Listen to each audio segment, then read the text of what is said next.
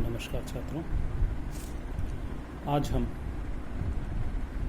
महाराजा गंगा सिंह विश्वविद्यालय बीकानेर के MA final भूगोल के paper 7th D population and settlement geography के कुछ सिद्धांतों के बारे में जानकारी लेंगे। इनमें एक महत्वपूर्ण सिद्धांत है जिसे हम ऑप्टिमम पॉपुलेशन थ्योरी या अनुकूलतम जनसंख्या सिद्धांत कहते हैं। हम इसमें यह जानेंगे कि अनुकूलतम जनसंख्या सिद्धांत क्या है, किसने इसे प्रतिपादित किया था और क्या महत्व है इसका। 1924 में प्रकाशित अपनी पुस्तक वेल्थ में एडविन कैनन द्वारा जनसंख्या के अनुकूलतम सिद्धांत को प्रतिपादित किया गया और रॉबिन्स, डाल्टन, कैर सैंडर्स द्वारा लोकप्रिय बनाया गया। माल्थुजियन सिद्धांत के विपरीत अनुकूलतम सिद्धांत जनसंख्या वृद्धि और खाद्य आपूर्ति के बीच संबंध स्थापित नहीं करता है, बल्कि इसका संबंध जनसंख्या के आकार और धन के उत्पादन के बीच संबंध से है। माल्थुजियन सिद्धांत एक सामान्य सिद्धांत है जो किसी देश की जनसंख्या समस्या का अध्ययन उसकी आर्थिक स्थितियों को ध्यान में रखकर करता है। इस प्रकार अनुकूलतम सिद्धांत जनसंख्या के माल्थुजियन सिद्धांत से अधिक यथार्थवादी है।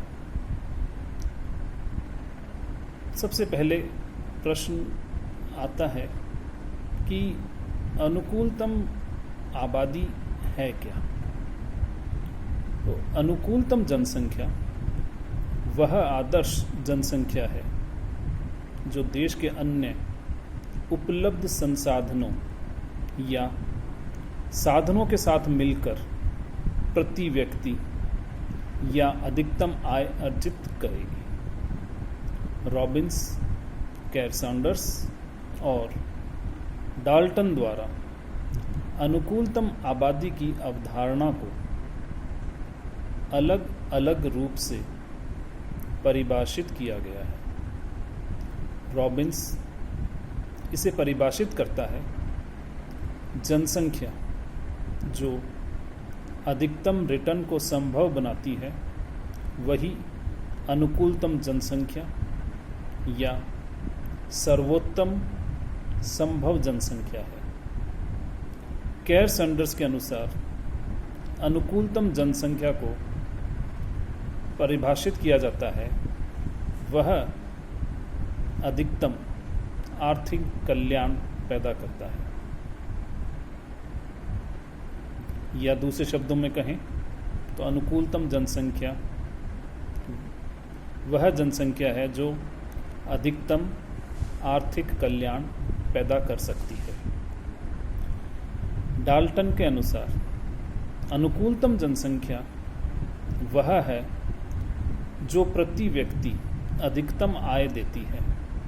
यदि हम इन विचारों की जांच करते हैं तो हम पाते हैं कि डाल्टन का दृष्टिकोण अधिक वैज्ञानिक और यथार्थवादी है जिसका हम अनुसरण करते हैं।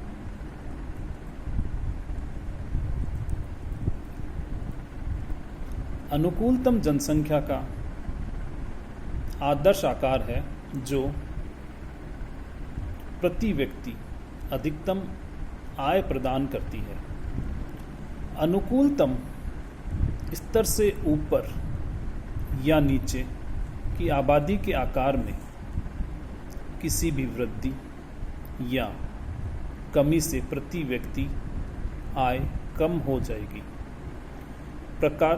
प्राकृतिक संसाधनों के स्टॉक, उत्पादन की तकनीक और देश में पूंजी के स्टॉक को देखते हुए प्रति व्यक्ति आय के अनुसार जनसंख्या का एक निश्चित आकार है। अन्य चीज़ें समान होने पर इस अनुकूलतम आकार की आबादी से किसी भी विचलन से प्रति व्यक्ति आय में कमी आएगी। यदि प्रति व्यक्ति आय में वृद्धि के बाद जनसंख्या में वृद्धि होती है तो देश कम आबादी वाला है और यह अपनी आबादी को तब तक बढ़ाने का खर्च उठा सकता है जब तक कि यह अनुकूलतम स्तर तक नहीं पहुंच जाता। इसके विपरीत यदि जनसंख्या में वृद्धि प्रति व्यक्ति आय में कमी लाती है तो वह देश अधिक आबादी वाला है और प्रति व्यक्ति आय अधिकतम होने तक जनसंख्या में गिरावट की आवश्यकता है।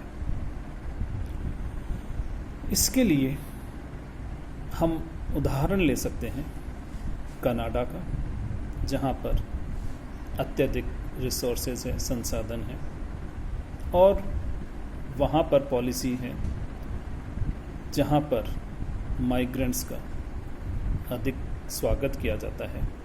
यह इसलिए है क्योंकि वहाँ पर संसाधन अधिक हैं और जनसंख्या उन संसाधनों के मुकाबले कम है। तो ज़्यादा जनसंख्या यदि वहाँ जाती है और वह वहाँ के संसाधनों का भरपूर उपयोग करती है तो उस देश का विकास होता है। इसलिए कनाडा के अंदर माइग्रेंट्स को वेलकम किया जाता है।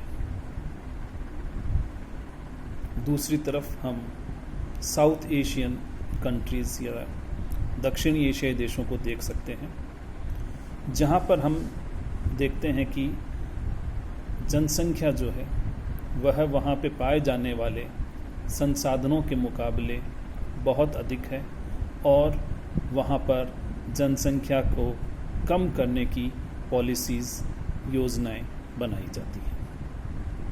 अब प्रश्न यह आता है कि ये अनुकूलतम जनसंख्या कितनी है।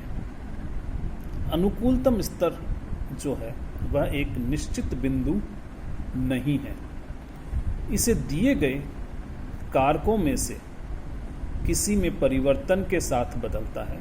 उदाहरण के लिए अगर उत्पादन के तरीकों और तकनीकों में सुधार होता है तो उत्पादन प्रति व्यक्ति बढ़ेगा और अनुकूलतम बिंदु ऊपर की ओर जाएगा। देश के लिए अनुकूलतम बिंदु आज है, वह कल नहीं हो सकता है। अगर प्राकृतिक संसाधनों का स्टॉक बढ़ता है और अनुकूलतम बिंदु पहले की तुलना में अधिक होगा। इस प्रकार अनुकूलतम एक निश्चित नहीं बल्कि एक चल बिंदु है। कैनन के अनुसार किसी भी समय एक निश्चित बिंदु तक श्रम की वृद्धि में 5 रिटर्न में वृद्धि के साथ भाग लिया जाता है और उस बिंदु से परे श्रम के आगे की वृद्धि घटते आनुपातिक रिटर्न में शामिल होती है। प्रति व्यक्ति आय उस बिंदु पर उच्चतम है जहां श्रम का औसत उत्पाद गिरना शुरू होता है। अधिकतम रिटर्न का यह बिंदु अधिकतम आबादी का बिंदु है।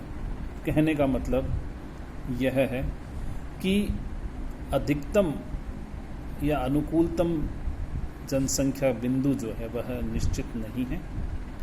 यह आपके संसाधनों की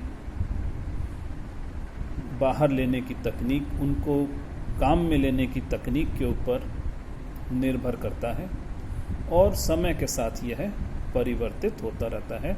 इसका मतलब अनुकूलतम जनसंख्या या ऑप्टिमम पॉपुलेशन स्टैटिक ना होकर के डायनेमिक कंसेप्ट है, जिसे प्रत्येक देश के अनुसार और उनकी जनसंख्या तथा उनके रिसोर्सेज को देखते हुए निर्धारित किया जा सकता है। यह अनुकूलतम जनसंख्या का सिद्धांत है।